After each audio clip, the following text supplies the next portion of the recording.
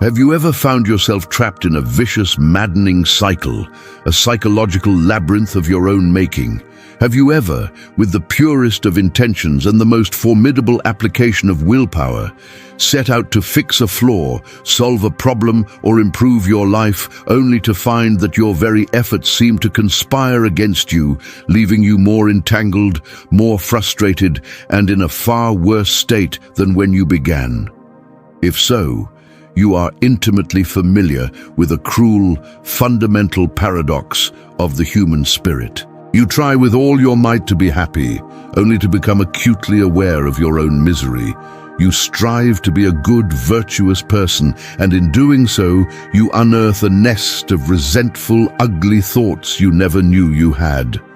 You use the full force of your intellect to engineer a perfect, rational plan for your life, and watch in horror as it's torn to shreds by the chaotic, irrational, and utterly unpredictable forces of your own nature.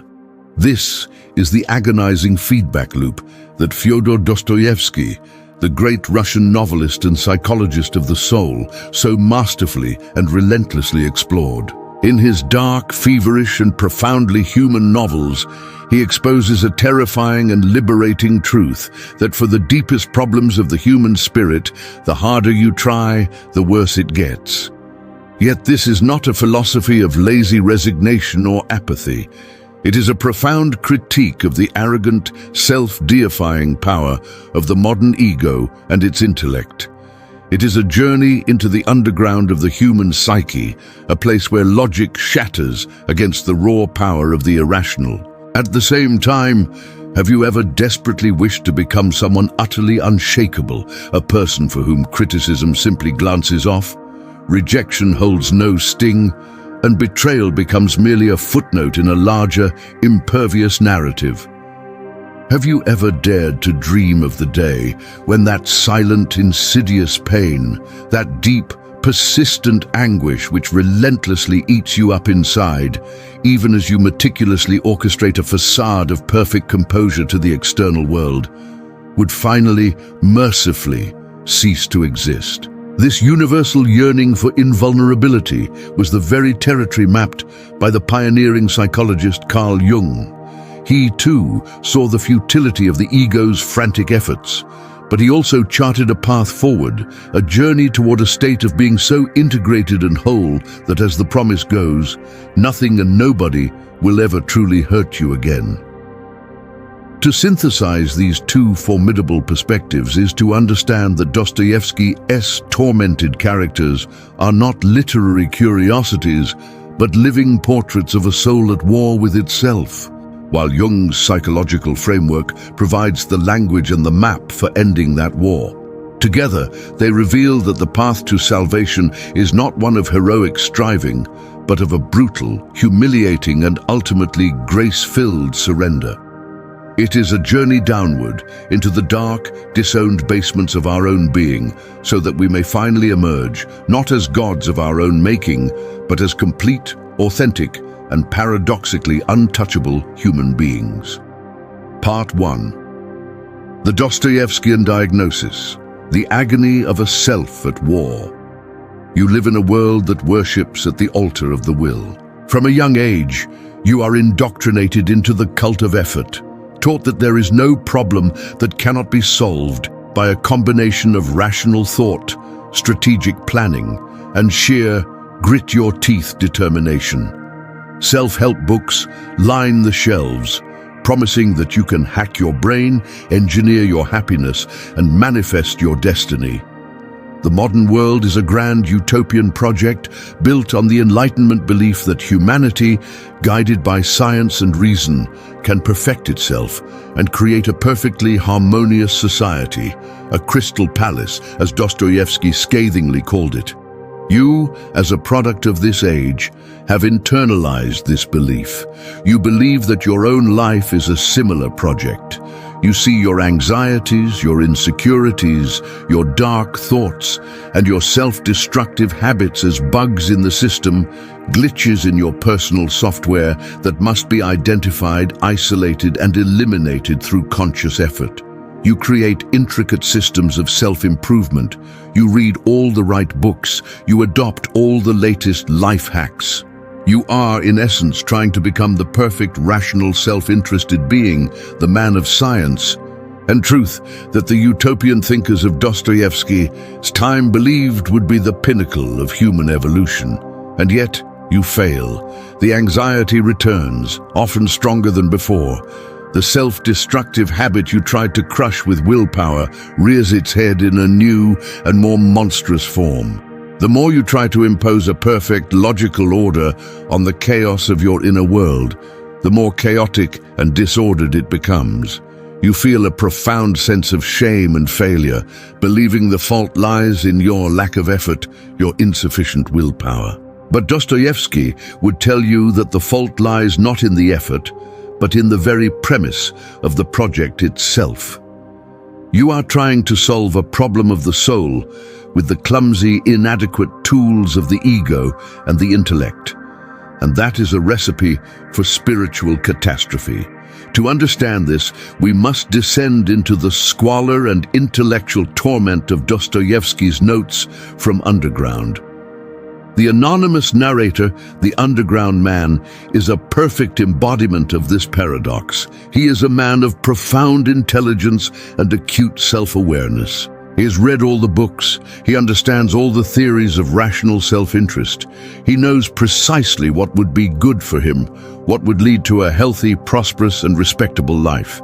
He understands, for example, that 2 + 2 = 4, and that to act against this logical certainty is absurd, and yet he finds himself time and again irresistibly compelled to act against his own best interests.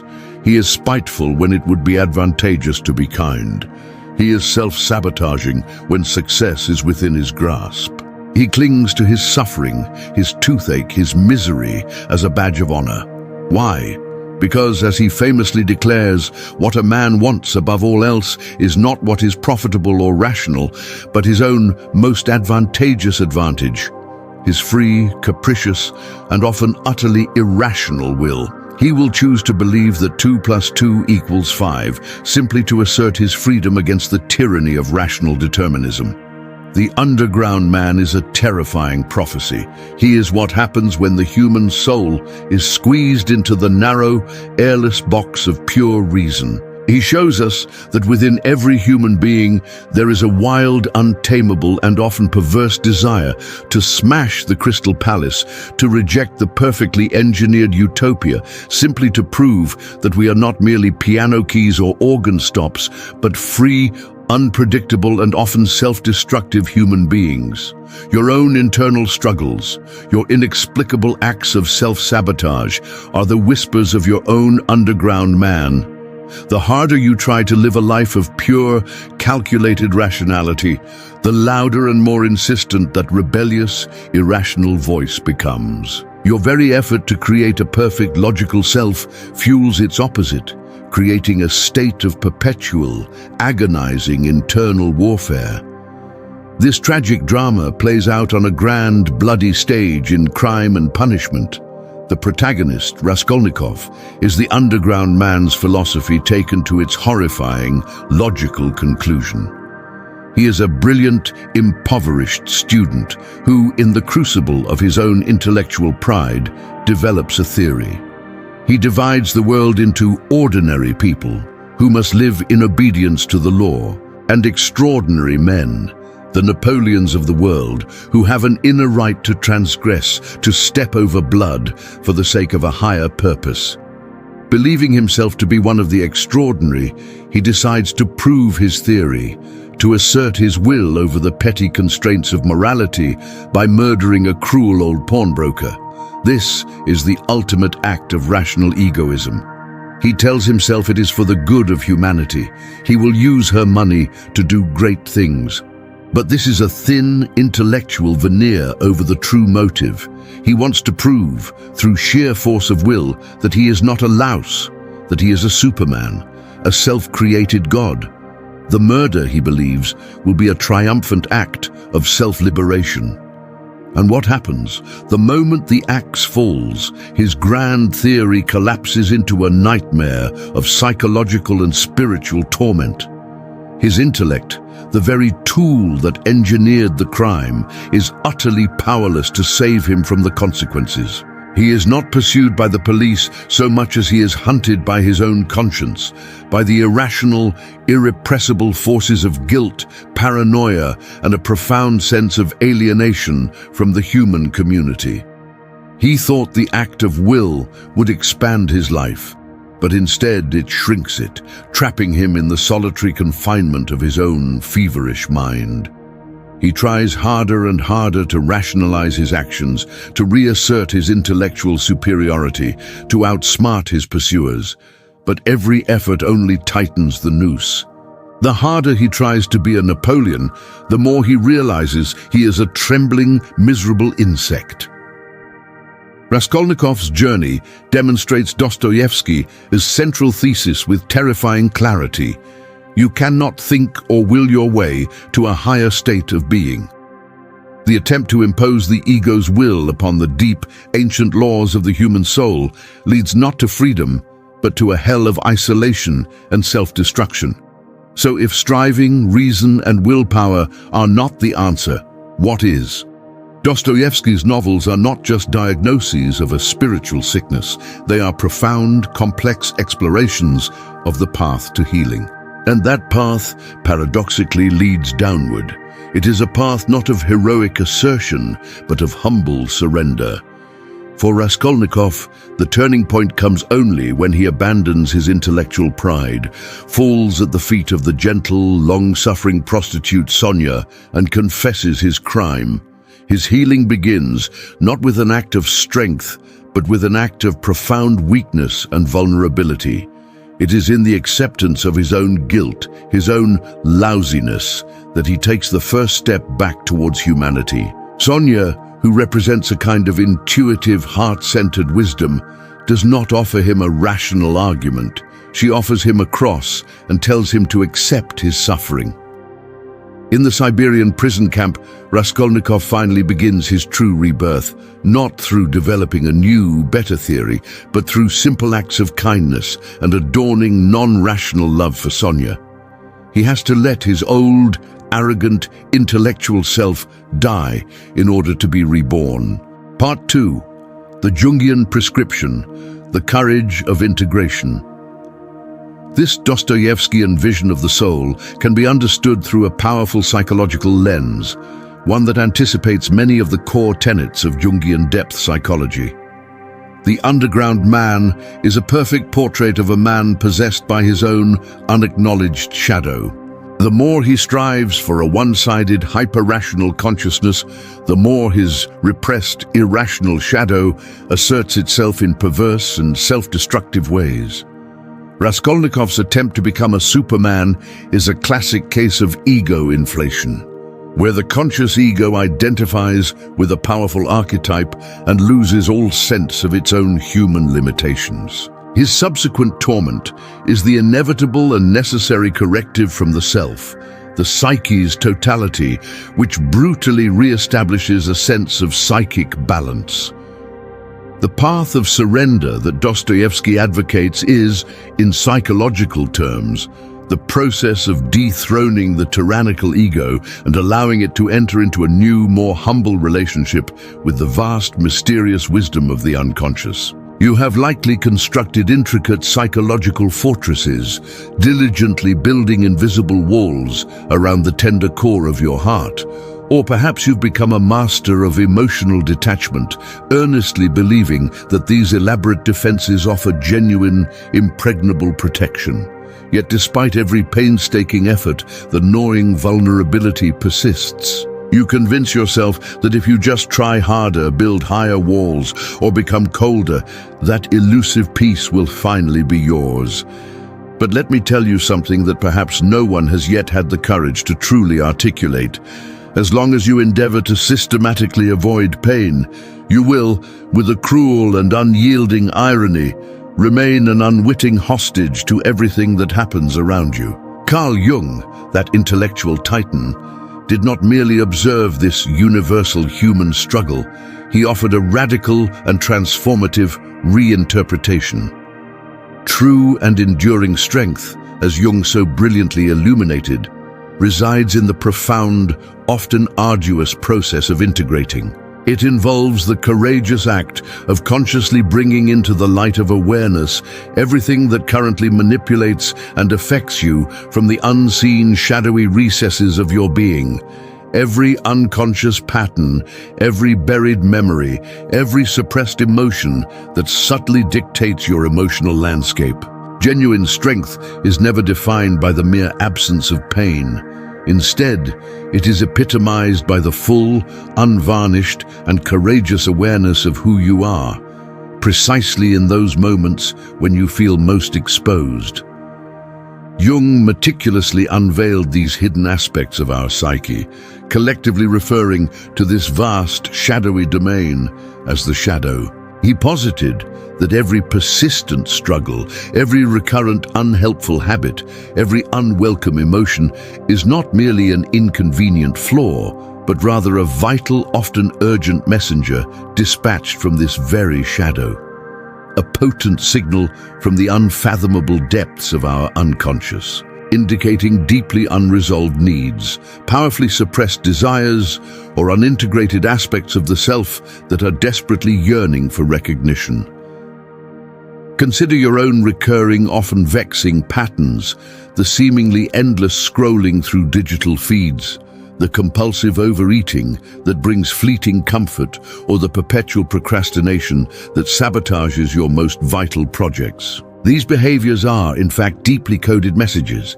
The shadow employs these actions not out of malicious intent, but often as a primitive, however imperfect, protective mechanism.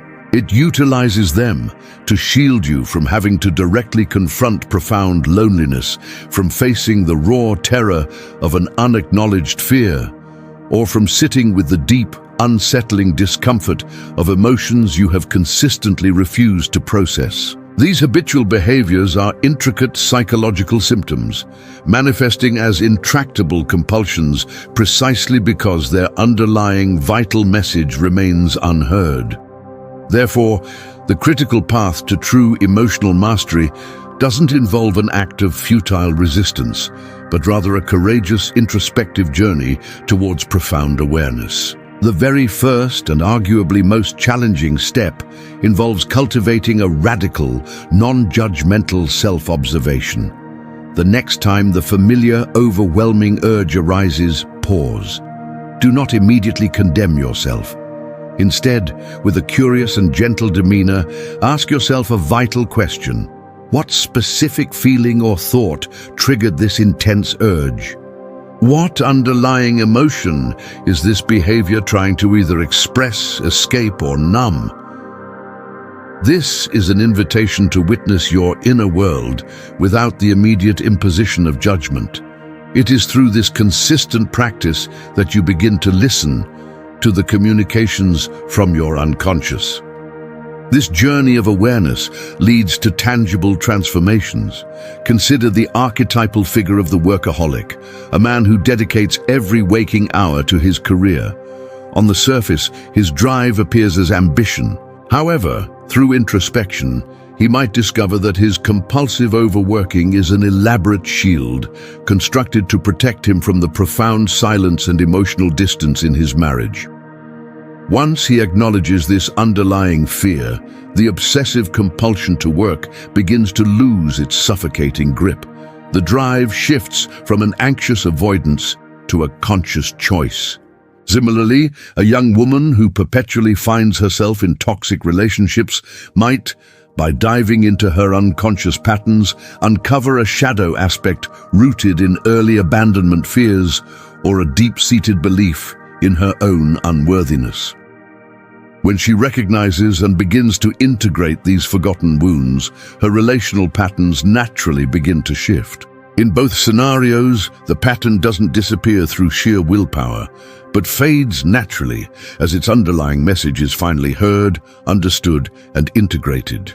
Part 3. The synthesis, surrender into sacred wholeness. You were taught from the earliest moments to hate pain, to fear suffering. You were indoctrinated into the belief that suffering is a mark of weakness, that crying is a wasteful indulgence, that feeling too much renders you fatally vulnerable. And so you diligently began to run, to avoid, to deny, to suppress. But the more you flee from suffering, the more relentlessly it pursues you, and with a sinister twist, it changes form. It disguises itself as anxiety, as an inexplicable anger, as a pervasive apathy, as gnawing boredom, as baffling self-destructive impulses that you cannot even begin to comprehend. Unacknowledged, unaddressed pain does not simply disappear. It merely digs deeper tunnels within your psyche, silently eroding your foundations. Jung perceived suffering in an entirely different, almost sacred light. He profoundly believed that pain was the unequivocal messenger of the soul, the urgent alarm system of the unconscious. He famously mused, "Depression is like a lady in black. If she appears, don't push her away. Invite her to sit down, offer her a coffee, and listen to what she has to say." But you don't listen. You silence yourself, distract yourself, keep yourself perpetually busy. You do everything conceivable to avoid looking at what truly matters. What is this pain desperately trying to show you? The brutal truth is that suffering only hurts so profoundly because you are still, on some fundamental level, at war with yourself. There remains a vibrant, evolving part of you yearning for expansion and growth, battling against another part that desperately clings to the familiar. There is an undeniable cry from deep within for transformation. But your ego, accustomed to its illusion of control, endeavors to suffocate that vital call. And it is in this profound internal friction, this agonizing resistance, that pain is born. Because change hurts, growth hurts. Letting go of antiquated beliefs, severing toxic ties, all of this is a profound mourning, an internal process of death and spiritual rebirth.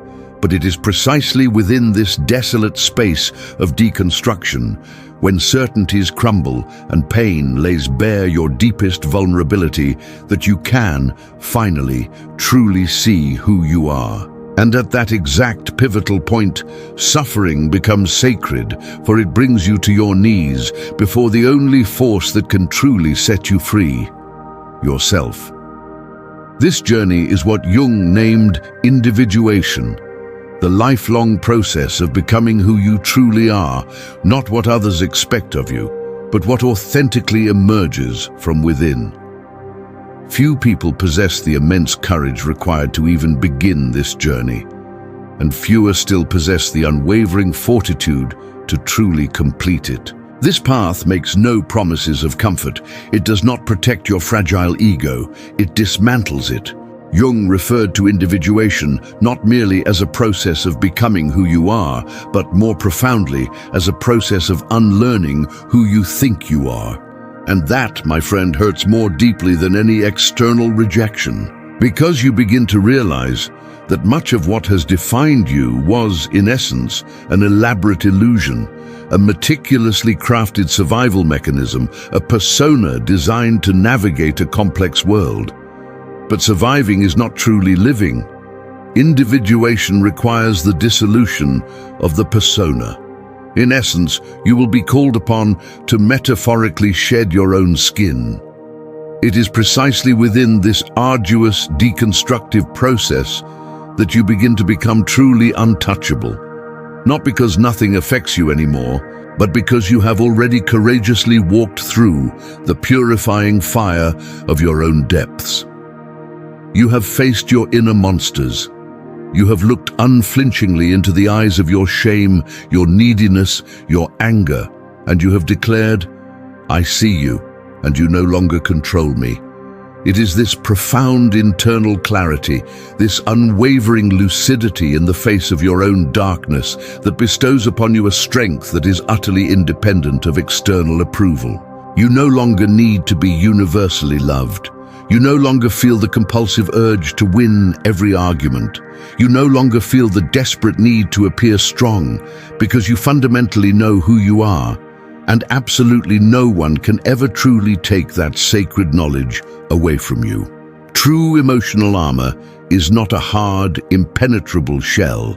It is a resilient, integrated core. You may still feel pain, but it no longer shatters you. You may still be hurt, but you do not lose yourself in the wreckage, because you have ceased being merely reactive and have instead become whole. Now that you've journeyed this far, there is one unequivocal truth that must be stated with absolute clarity. Nothing will ever truly shield you from external suffering if you remain stubbornly unconscious of what perpetually transpires within you. The careless words will continue to hurt.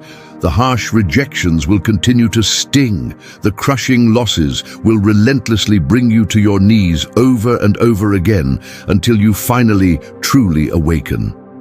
And awakening is not some magical, instantaneous event. It is a conscious, daily choice. It is the courageous act of looking within, especially when it hurts beyond measure. It is the profound commitment to taking radical responsibility for everything you feel, without casting blame upon others. Carl Jung's timeless wisdom rings true. What you resist persists. What you accept transforms. You have spent your entire life resisting the gnawing fear of not being enough, the aching emptiness of rejection, the profound pain of loneliness. And what have you done with that resistance? You've hidden. You've silenced yourself. You've frantically tried to control every variable. You've striven for an impossible perfection. And all of this, paradoxically, has brought you precisely here, exhausted, weary of fighting against the world, and most tragically, weary of fighting against yourself. But now, you know the truth. True emotional immunity is not an impenetrable hardness. It is an expansive, luminous clarity. It is not about constructing an unassailable armor.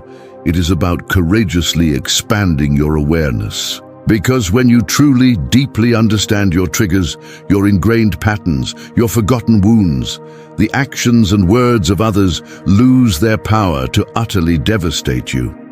You will still feel, yes, but you will not drown in the emotion. What truly shields you is not the futile act of protecting yourself from life. It is the courageous act of diving into life's depths, fully and unequivocally. Those who choose to remain perpetually on the shallow surface are inevitably tossed and bruised by every passing wave. But those who dare to dive deep, who have cultivated their inner awareness, know with unwavering certainty that in the profound depths there exists an enduring silence, an unshakable stability, and an immense quiet power. And that is precisely where you are now headed.